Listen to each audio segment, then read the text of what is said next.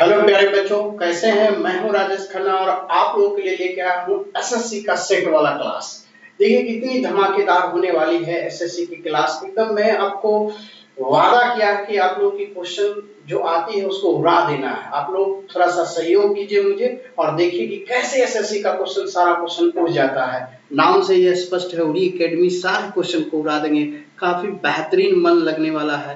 तो देखिए पहला क्वेश्चन आपका क्या कहता है, प्यारा सा क्वेश्चन है। फर्स्ट क्वेश्चन आपके स्क्रीन पे लिखा हुआ है कि यदि 20 व्यक्ति 8 घंटे प्रतिदिन काम करके किसी काम को 21 दिन में पूरा कर सकते हैं तो बताइए 48 व्यक्ति प्रतिदिन कितने घंटे काम करें कि वह काम 7 दिन में पूरा हो जाए। तो देखिए यहाँ से बहुत ही अच्छा क्वेश्चन है। 20 व्यक्ति 8 घंटे प्रतिदिन काम किया तो 21 दिन में काम को खत्म हो गया। इसी काम को कहा कि 48 व्यक्ति कितने घंटे काम करे तो x घंटे काम करे, जो काम को कितने दिन में समाप्त कर दे, 7 दिन में। बस काट कर लीजिए, आंसर आपका हो जाएगा। 7 से काटेंगे यहाँ पे 3 बार में, ठीक है। और आपका 8 गुना 3 24, 24 गुना 48 2, और 2 से ये हो जाएगा 10। इसका मतलब कितने घंटे काम करने पड़ेंगे, 10 घंटे काम करने पड़ेंगे। आपका आंसर हो गया 10 घंटा। बोला प्रतिदिन कितने घंटे काम करने पड़ेंगे, प्रतिदिन 10 घंटा काम करने पड़ेंगे। तो चलिए सेकंड क्वेश्चन आपके स्क्रीन पे क्या कहता है उसको देखता हूं। क्वेश्चन नंबर सेकंड, कहा आपका एबीसीडी एक चक्रीय त्रिभुज है और कोण डीबीए 50 है, कोण एडीबी 33 है, तो बीसीडी का मान क्या होगा। यहां से यानी चक्रीय एबीसीडी है ना चक्रीय, तो यहां से ले लीजिए और आपका एबीसीडी हो गया। ऐसे बनाना है ए बी सी डी। तब प्रश्न में आपसे बोला कि यहां से डीबीए डीबीए ये जो कोण है वो आपका बी इक्वल टू 50 डिग्री दिया हुआ, राइट। फिर आगे बोला एडीबी एडीबी ये कोण जो है वो 33 डिग्री है। तो जब ये दोनों कोणों का योग कितना हो जाएगा 83, जब दोनों को जोड़ेंगे तो ये 83 हो जाएगा। ये कोण कितना हो जाएगा 180 में से घटा देंगे, 180 में से घटाएंगे तो ये 97 डिग्री होगा। लेकिन आपसे तो बोला बीसीडी, तो चक्रीय चतुर्भुज में क्या जानते हैं, आमने सामने के कोणों का योग 180, ये 97 है तो ये कितना होगा 180 में से इसको घटा देंगे तो क्या हो जाएगा 7 में से गया तो ये आपका 3 बचेगा। अब बचा 17 में से 9 जाएगा, 9 8 17 यानी कि 83 डिग्री। तो एंगल हो गया BCD इक्वल टू जो होगा वो आपका 83 होगा। 83 is the right answer. Option number में देखिए 83 किस में है, आपका ऑप्शन नंबर ए आपका राइट आंसर हो गया। नेक्स्ट क्वेश्चन पे चलिए। नेक्स्ट आपका क्या कहता है वो देखिए, बहुत ही खूबसूरत क्वेश्चन। क्वेश्चन नंबर 3 में कहा एक दुकानदार अंकित मूल्य पर 10% की छूट देने के बाद 12% लाभ अर्जित करता है, तो वस्तु के क्रय मूल्य और अंकित मूल्य के बीच का अनुपात क्या होगा। देखिए सबसे पहले बोला कि अंकित मूल्य पर, अगर अंकित मूल्य किसी का देखिएगा, अंकित मूल्य अगर किसी का 100 हो यहां से, तो कहा उस पर 10% की छूट दे दिया जाए। तो 10% की जैसा ही हम छूट दे देते हैं, गौर से देखिएगा, 9/10 हो गया। अब ये क्या हो गया विक्रय मूल्य। अब ये क्या हो गया आपका विक्रय मूल्य। ये कितना हो गया 10% की जैसा ही छूट दिए तो वो क्या हो गया विक्रय मूल्य हो गया। पहले से सोचिए अंकित मूल्य था, ये विक्रय मूल्य हो गया। अब क्या करना है, ये जब विक्रय मूल्य हो गया, गौर से ये जब विक्रय मूल्य हो गया तब कहा कि 12% का लाभ अर्जित करता है। इसको हम लोग क्या करेंगे, जब ये विक्रय मूल्य हो गया तो क्रय मूल्य बनाने के लिए क्या करते हैं, क्रय मूल्य बनाने के लिए क्या करते हैं, जब ये विक्रय मूल्य हो गया तो क्रय मूल्य बनाने के लिए क्या करेंगे, इसको 12% लाभ अर्जित करता है। 12% का होल वैल्यू कितना हो जाएगा, आपका होल वैल्यू 12% के लाभ से जो होगा 112/100, 4 से काट देंगे ये 28 हो जाएगा और ये 25 हो जाएगा, यानी कि 28/25 आपका हो जाएगा। उलट के गुना कर देंगे 25/28। तो अब जैसा ही विक्रय मूल्य में और वैल्यू का उल्टा से गुना कर दे ये क्रय मूल्य हो गया। यही तो पूछा, क्रय मूल्य का रेशियो और अंकित मूल तो उसका हम 100 माने ही हुए थे, इसी का रेशियो कितना होगा 100 आपसे निकालने के लिए पूछा। देखिए कितना बवाल क्वेश्चन है, यहाँ से ये झकास तरीके से निकल गया। अब यहाँ से आ जाइए तो काट कुट कर लीजिए, कट जाएगा, 100 से 100 पहले कट गया, राइट। अब देखिए 5 से काटेंगे तो यहाँ से 2 बार में 5 से ये 5 हो जाएगा, तो 9 पचे 45, ये 28 दूनी 56 इधर आ जाएगा, यही आपका राइट आंसर। ठीक है, बहुत ही अच्छे तरीके से मैंने बताया कि पहले अंकित मूल मैंने 100 मान लिया, अंकित मूल पर छूट दिया तो विक्रय मूल आ गया, अब 12% लाभ पे होल वैल्यू का उल्टा गुना कर दिया तो सीपी हो गया, तो सीपी और एमपी का ये हो गया, आपका आंसर हो गया झकास तरीके से। तो चलिए हम लोग नेक्स्ट क्वेश्चन में आता हूं। ये रियल बनाने का तरीका हुआ, आंसर मिला लेना तो दूसरी बात है, किसी भी तरह बनाइएगा आंसर आ ही जाएगा। अब बोला किसी कक्षा में छात्रों की संख्या 55 है, देखिए कितनी प्यारा सा क्वेश्चन है। बोला किसी कक्षा में छात्रों की संख्या 55 है और छात्र और छात्राओं यानी कि बॉयज और यहां से गर्ल्स का जो रेशियो है वो आपका 5:6 है। कहा टोटल संख्या कितनी है 55 है, तो टोटल 6 5 11 से तुलना करेंगे और निकालना किसका है, जिसका निकालना है उसका, छात्राओं की यानी गर्ल्स का निकालना है, गर्ल्स का रेशियो में 6 है, 11 पचे 55 तो गर्ल्स कितनी हो गई 30, यहाँ से 55 में से 30 आपका गर्ल्स हो गई। Option number C is the right answer. तो चलिए हम लोग नेक्स्ट क्वेश्चन नंबर 5 पे चलते हैं। ऐसा ही प्यारा प्यारा क्वेश्चन को हम लोग सॉल्व करेंगे, खूबसूरत क्वेश्चन है। बोला किसी घड़ी को 340 रुपए की बजाय 350 रुपए में बेचा जाए तो 5% अतिरिक्त लाभ होता है। कहा यहां से गौर से सुनिएगा, क्वेश्चन नंबर झकास है। क्वेश्चन नंबर 5 में बोला किसी को अगर यहां पे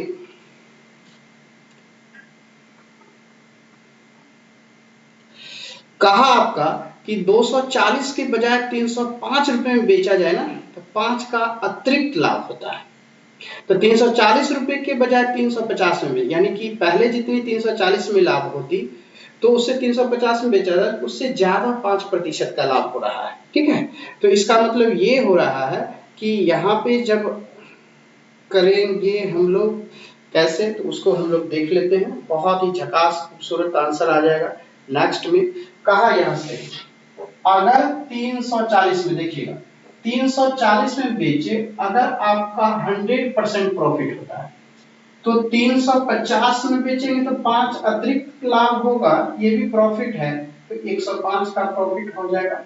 ये दोनों क्या है समान है, इसलिए क्या हो जाएगा अंतर ही होगा, तो अंतर कितने का 5%। और यहाँ से कितना हो जाएगा, यहाँ से 0 और यहाँ से 10।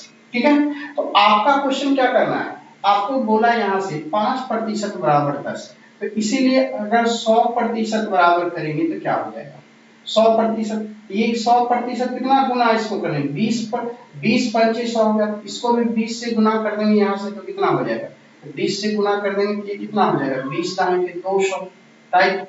तो 100% बराबर कितना हो गया 200।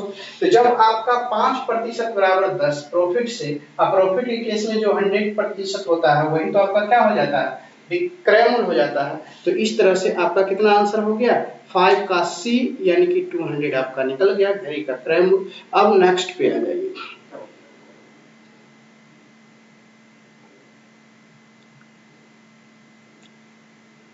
अब हम लोग क्वेश्चन नंबर 6 में देखेंगे कि क्वेश्चन नंबर 6 क्या कहता है। बहुत ही अच्छा क्वेश्चन है क्वेश्चन नंबर 6। कहा यदि किसी विद्यालय में 60% विद्यार्थी लड़के हैं और लड़कियों की संख्या 812 है। देखिएगा कितना अच्छा क्वेश्चन आपका नेक्स्ट में है, वो देखिए। कहा यदि किसी विद्यालय में 60% विद्यार्थी लड़के हैं और लड़कियों की संख्या 812 है। अब यहां से देखिए बॉयज कहा 60% है, इसका मतलब गर्ल्स कितने हो जाएंगे 40% हो जाएंगे, और यही 40% लड़कियों की संख्या कितनी है 812 है। तो 40% बराबर 812 है, तो विद्यालय में कितने लड़के, तो 60% बराबर कितने 812 गुने यहाँ से 40 और गुने ये 60।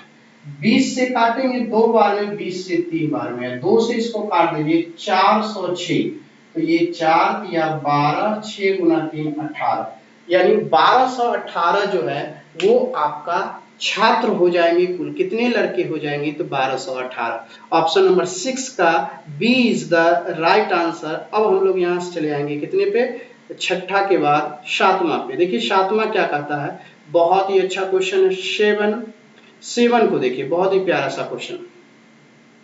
कहा 600 किलोमीटर लंबे यात्रा में यदि 120 किलोमीटर की यात्रा, देखिएगा यहाँ से, कहा 600 किलोमीटर लंबे यात्रा में यदि 120 किलो की यात्रा जो है, 120 की यात्रा अगर ट्रेन से किया तो 600 में से 480 बच जाएगा। किससे? तो पढ़ लेता हूं किससे कहा। शेष यात्रा कार से करता है, कार से, तो टोटल उसको कितना घंटा लगता है? 8 घंटे टोटल लगते हैं। क्लियर? एक इक्वेशन बन गया। दूसरा इक्वेशन कहता है कि 200 ट्रेन से, या 120 की जगह पर 200 ट्रेन से गया और यहाँ पे 400 बच्चे कार से गया, राइट।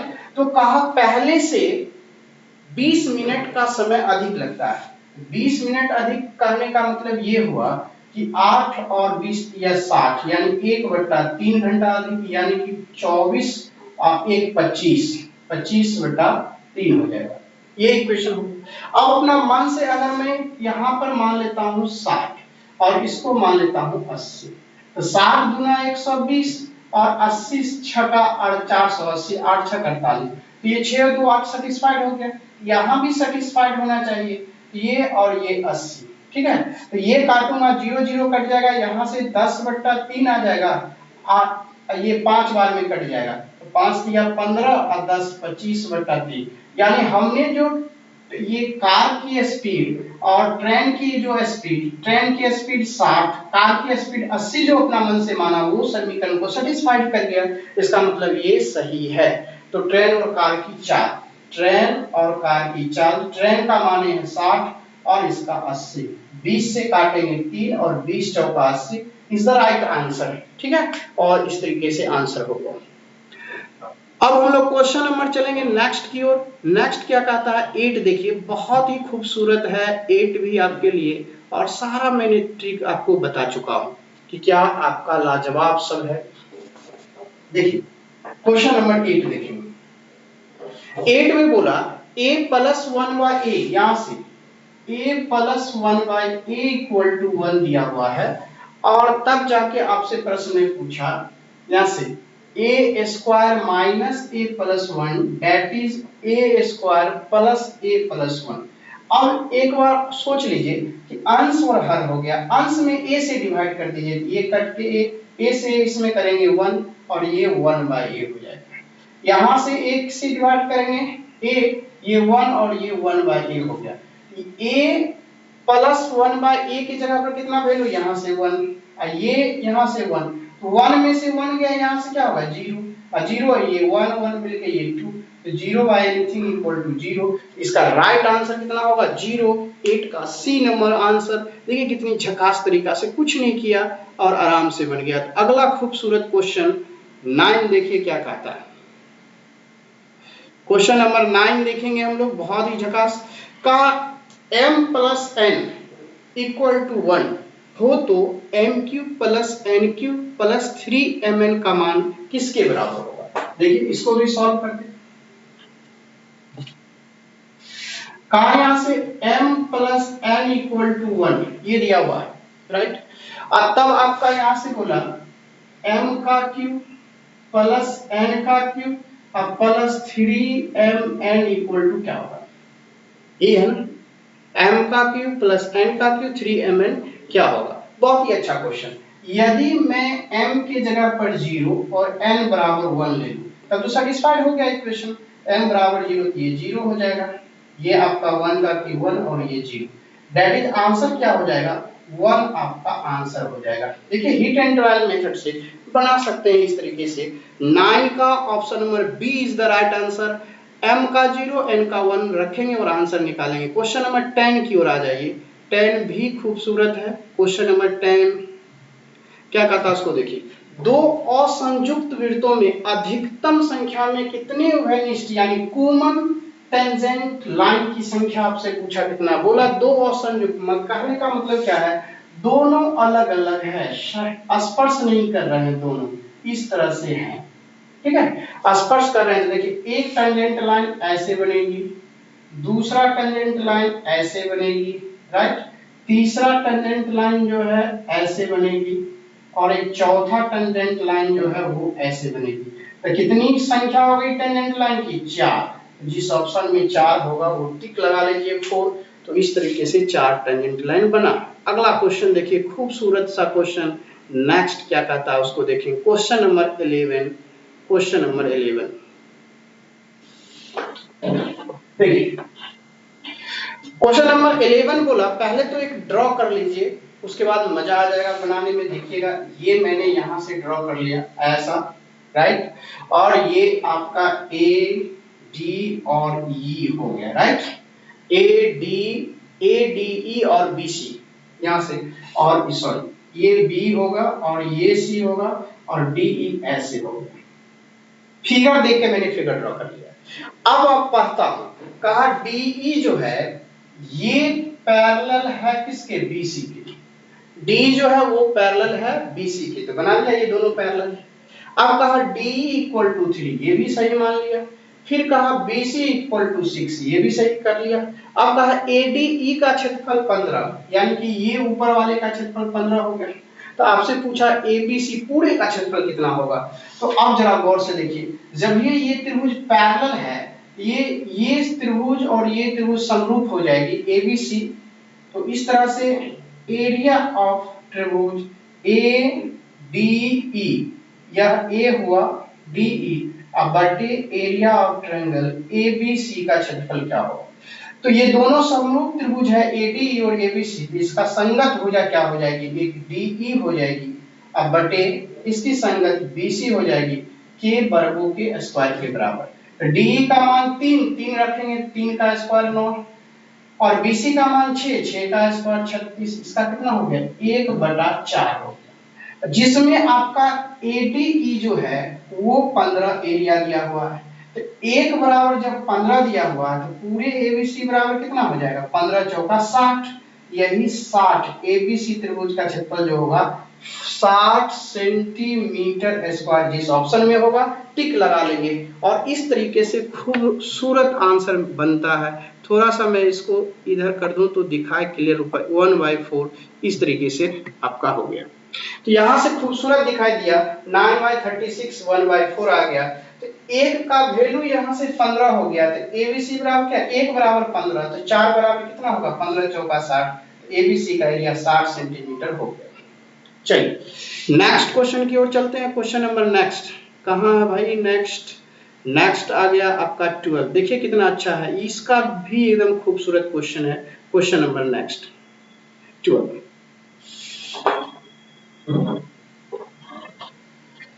कहा cos 4 theta minus sin 4 theta equal to 1/3। यहां से cos 4 theta minus sin 4 theta equal to 1/3, इस तरीके से। तब आपसे बोला tan स्क्वायर थीटा का मान क्या होगा।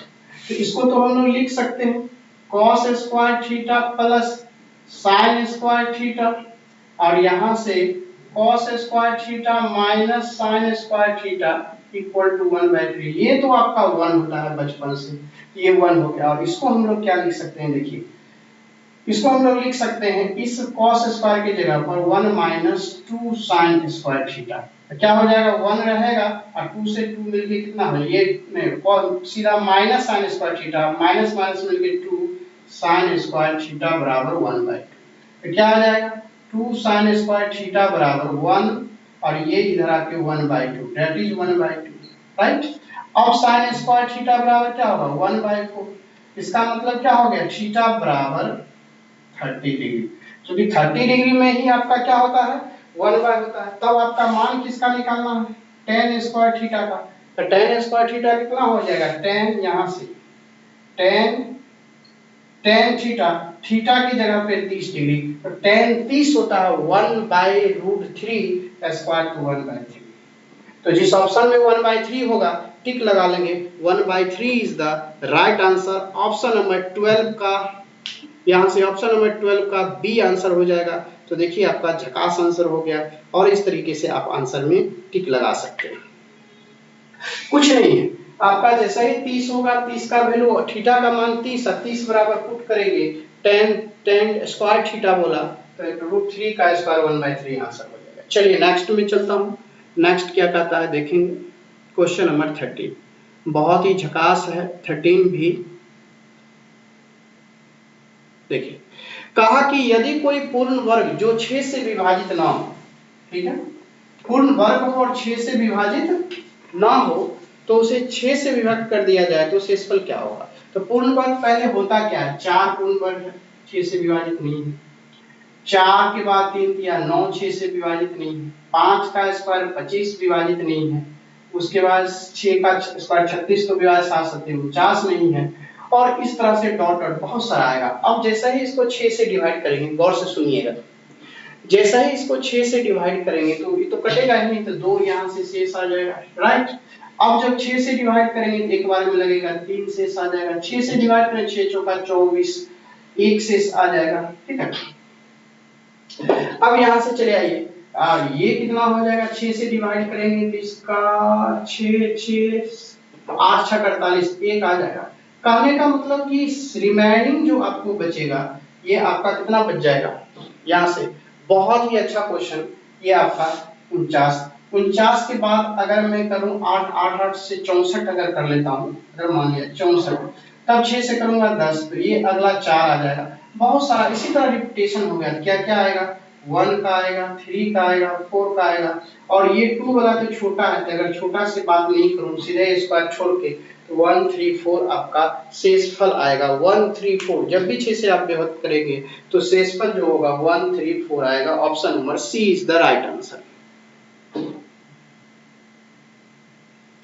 अब चले आइए नेक्स्ट, कितना बवाल सा है वो देखिए, खूबसूरत क्वेश्चन 14 में बोला एक बल्लेबाज जो है, यहां से एक बल्लेबाज की 12वीं पारी का स्कोर 120 है, ठीक। तो इस तरह से उसके औसत में 5 रन की वृद्धि हो जाती है। तो 12वीं पारी के बाद उसका औसत क्या होगा वो दिखाना। देखिए इसका मतलब 11वीं पारी में जो कुछ औसत होगा वो x होगा। अब 12वीं पारी में उसने 120 बनाया तो 120 हो गया, तो टोटल तो ये 12वीं पारी का योग हो गया। तो 12वीं पारी में औसत में 5 रन की वृद्धि हो जाती है। तो 12 तो 12 टोटल, औसत x था तो 5 की वृद्धि होगी। अब यहाँ से 12x है, 11x उधर जाएगा तो केवल x बचेगा। अब 12 पंचे 60 इधर आ जाएगा तो 60 हो जाएगा, ठीक है। इस तरीके से 60 हो गया।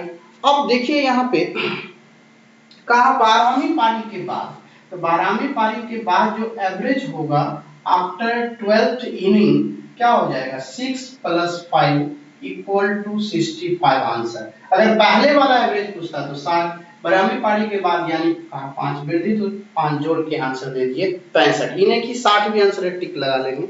चलिए नेक्स्ट क्वेश्चन की ओर चलता हूं। क्वेश्चन नंबर नेक्स्ट कहा 15, खूबसूरत क्वेश्चन देखिए, 15 का आनंद लीजिए। देखिए चाहे आप एसएससी की तैयारी करते हो चाहे रेलवे की तैयारी करते हो, सेट जो मैं दे रहा हूँ रेलवे के लिए स्पेशल दे रहा हूँ, एसएससी के लिए भी दे रहा हूँ, दोनों वीडियो देखते रहिए, मजा आ जाएगा। आपका एक भी क्वेश्चन छूटने वाला नहीं। यहाँ से -√3, फिर यहाँ से आपका हो गया 3 + 8, यहाँ से आपका हो गया 7 और यहाँ से हो गया 4√3, ठीक है। अब जरा गौर से यह आपका कितना निकल जाएगा, ये जो फॉर्मूला होता है ये बाहर निकल जाएगा, इसको हम 2 × 2√3। अब ये 2a भी देखिए, a आपका 2 है, b आपका √3, a² 2 का स्क्वायर कितना हो गया 4 और √3 का स्क्वायर 3, 4 3 7 है यहाँ पे लिखा हुआ। इसका मतलब ये रूट से बाहर निकल गया, ये हो गया 2 + √3 और गुना में 8 हो गया। कितना हो गया यहाँ से 8 × 16 और 3 यानी कि 19 और 8√3। इसको भी आप 8√3 को 2 ये तो आप इस रूप में आ जाएगा, क्योंकि ये कंप्लीट बाहर आ गया। तो 2 × 4 × √3, देखिए यहाँ 4 का स्क्वायर 16, √3 का स्क्वायर 3, तो कितना होगा 16 और 3 मिलके 19 है दिया हुआ। तो रूट से बाहर आएगा तो क्या हो जाएगा 4 + √3 और माइनस में यहाँ पे √3 लगा हुआ है। ये से ये कैंसिल हो जाएगा, तो बचा कितना अंत में लास्ट में √4, यानी कि 2 आंसर आपका निकल गया। पॉजिटिव में निकालेंगे, प्लस माइनस में नहीं, केवल पॉजिटिव में, चूंकि कभी भी कांस्टेंट का वैल्यू, चूंकि इसमें x y z नहीं लगा हुआ है इसलिए कांस्टेंट है तो वो हमेशा पॉजिटिव वैल्यू 2 दे देगा, इसलिए आंसर हो गया। चलिए अच्छा से सीखें, यहाँ से पहले इसको 2ab के फॉर्म में तोड़ लिए, ये 2 into ये 2 का स्क्वायर 4, √3 का स्क्वायर 3, 4 3 7, देखिए यहाँ से a स्क्वायर b स्क्वायर मिल गया, ये a प्लस b का होल स्क्वायर 2 प्लस √3 का होल स्क्वायर था, बाहर निकल गया रूट से, ये गुना में 8, फिर इसको गुना किया भी 8 से काट दूंगा, 16 3 19, 8 √3, फिर इसको किए 2 into 8 को 2 into 4, 4 √3, a 4 √3b, आपका a का स्क्वायर 4 का स्क्वायर 16, 3 19 दिया हुआ है, ये भी बाहर निकल गया, 4 √3 का होल स्क्वायर से बाहर निकला 4 √3 कैंसिल, √4 बचा, फाइनल आंसर 2 निकल गया। तो चलिए हम लोग नेक्स्ट क्वेश्चन पे चलता हूँ। नेक्स्ट क्या कहता है, 16 नंबर देखिए,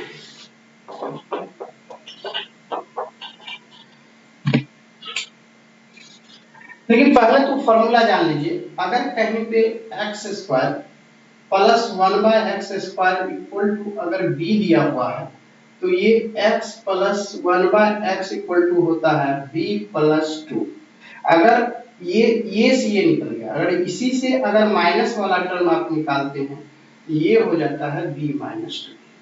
इस तरीके से दो फॉर्मूला होता है, इसको याद कर लीजिए। अब उसी तर्ज पे यहाँ पे बोला x का 4 प्लस 1/x का 4 इक्वल टू 119, तब आपको आंसर पे जाना है x माइनस 1/x। इसका पहले तो स्क्वायर वाला टर्म निकलेगा, क्या आएगा x स्क्वायर वाला टर्म, तो इसको जो भी दिया हुआ है उसको दो जोड़ देंगे, ये 119 प्लस 2, जिस तरह से यहाँ पे फॉर्मूला बताया, तो 121 जो बराबर निकल के 11 आएगा।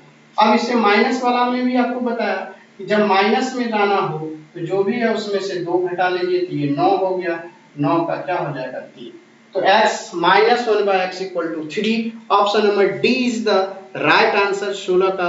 अब आ जाएंगे नेक्स्ट क्वेश्चन, देखिए कितना प्यारा है, बहुत ही झकास खूबसूरत, देखते ही टिक लग जाएगा। ऑप्शन नंबर में क्या आंसर आ सकता है, देखिए पहले तो फिगर ड्रॉ कर लेता हूं, चूंकि ज्योमेट्री का क्वेश्चन है, फिगर जब ड्रॉ करेंगे तो उसके बाद क्लियर हो जाएगा।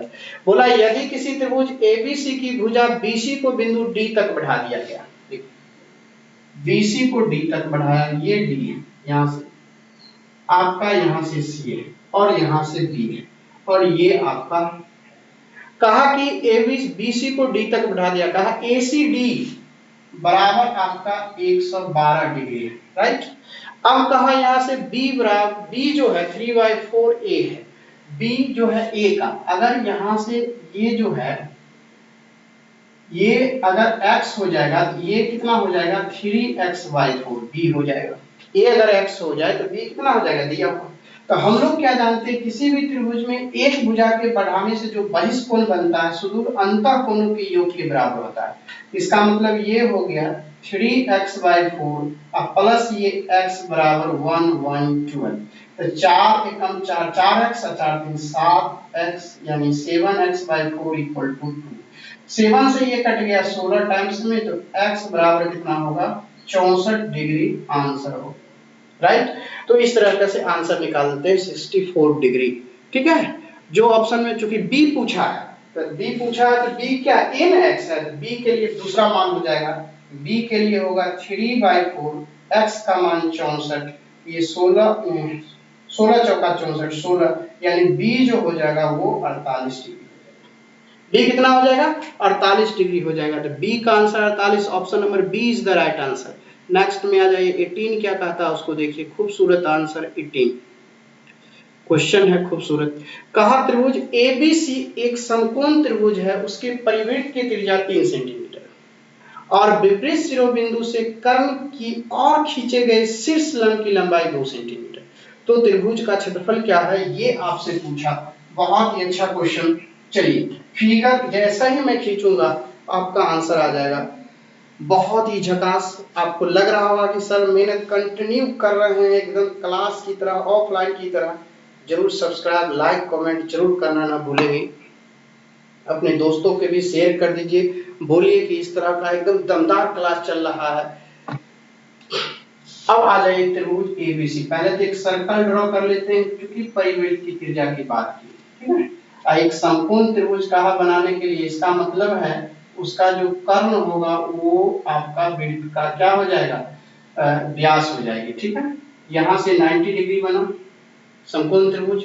कहा वृत्त की परिवृत्त की त्रिज्या 3 सेंटीमीटर, यानी यहाँ से यहाँ खींचेंगे तो ये क्या हो जाएगी 3 सेंटीमीटर, राइट। एबीसी है यह, और एबीसी किस पे है तो ये मालूम ए और यहाँ से बी और सी। फिर आगे बोला प्रश्न में कि विपरीत शिरोबिंदु से कर्ण की ओर खींचे गए शीर्ष लंब की लंबाई।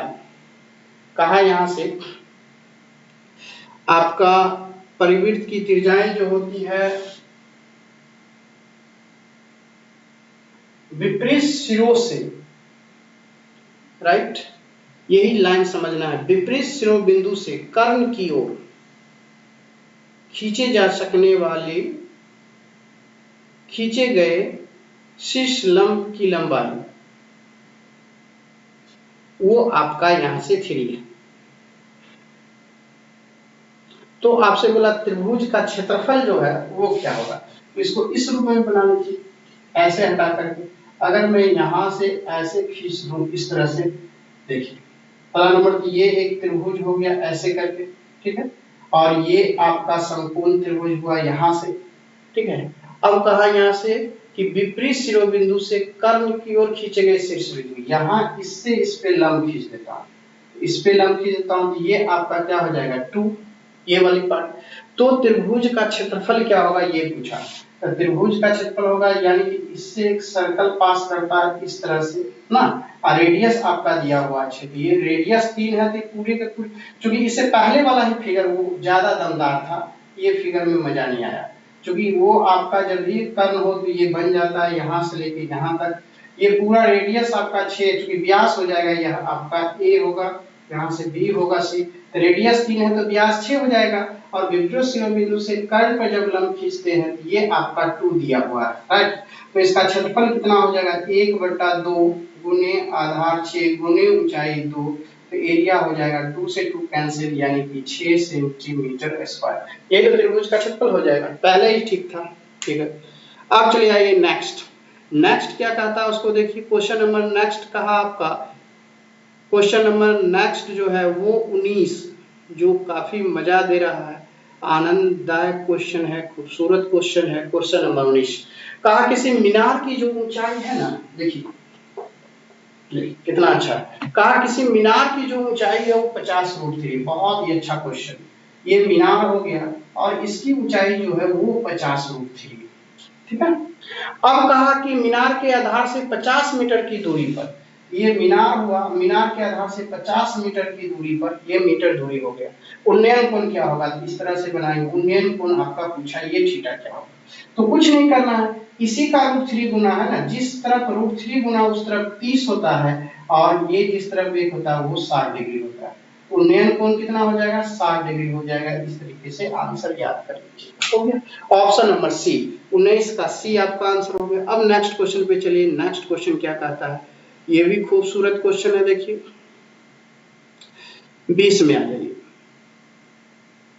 कहा वार्षिक संयोजित किए जाने वाले चक्रवृद्धि ब्याज पर, वार्षिक संयोजित किया जाता है और चक्रवृद्धि ब्याज पर कहता है जिसमें पहले वर्ष की ब्याज दर 10% हो और दूसरे वर्ष की ब्याज दर 12% वार्षिक हो, तो 10,000 रुपए की राशि 2 वर्ष के बाद क्या होगी ये पूछा आपसे।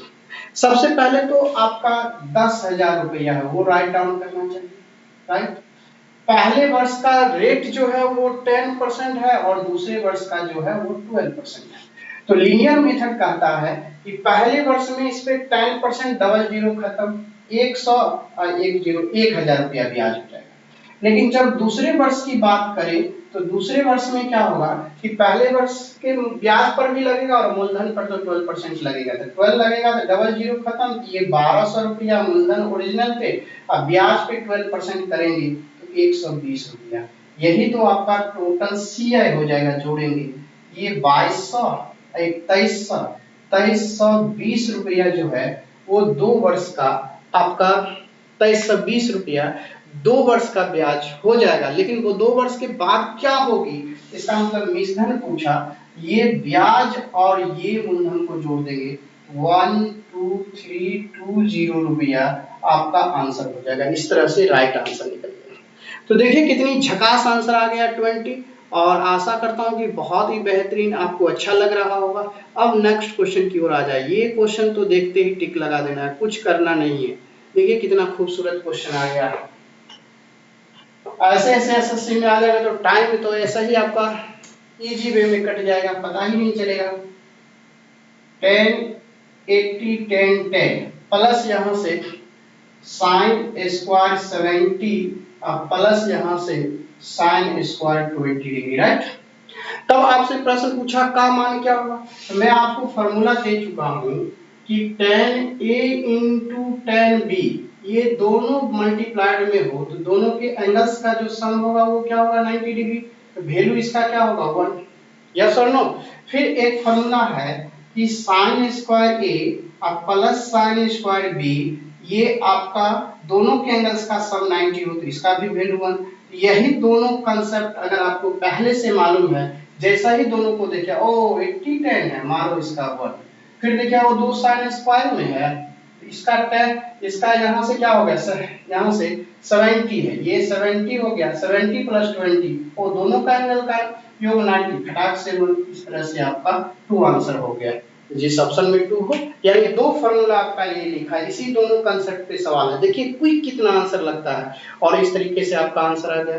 तो मैं आशा करता हूं आज की क्लास भी खूबसूरत लगा होगा, बेहतरीन लगा होगा। तो चलिए हम लोग इसी तरह से बनाते रहिए, अच्छे से प्रैक्टिस करते रहिए। थैंक यू, बाय बाय, तब तक के लिए धन्यवाद।